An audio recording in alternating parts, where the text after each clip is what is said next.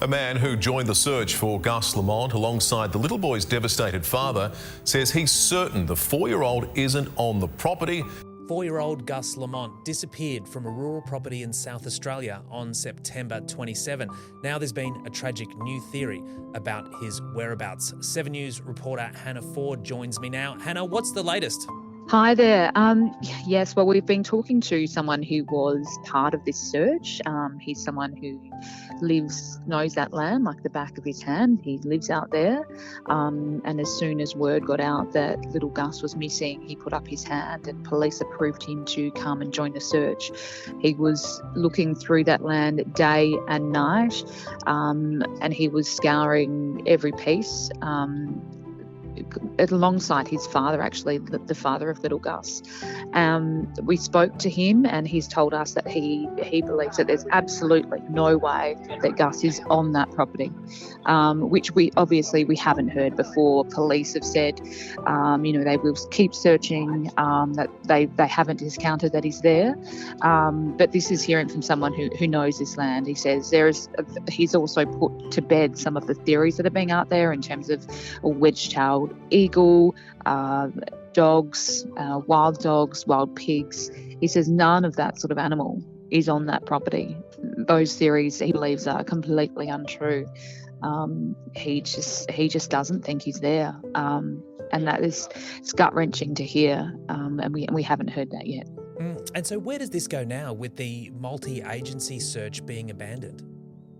So we have just got an update from South Australian Police who say they were there yesterday, actually.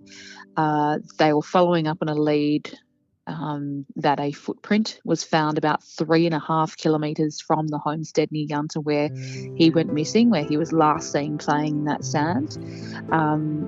They went back out there to investigate this new discovery and have since ruled out that footprint. They thought it might have been from Gus, but now believe that it's not from a child. Now, this isn't to be confused with the other footprint that has been found.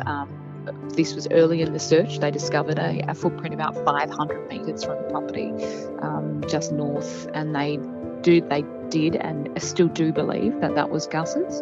But unfortunately that didn't provide them with any new leads. There was no other tracks from there. That's when they brought in the tracker to see whether they could work out if he was there, where he went from there and in which direction.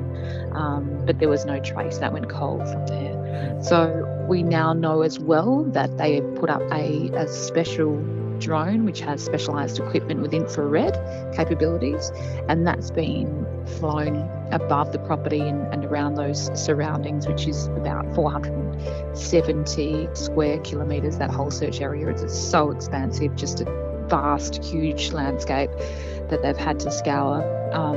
They will take that drone vision back now and analyse every piece of that, every minute, every second, to see whether there is a clue as to where this little boy could be.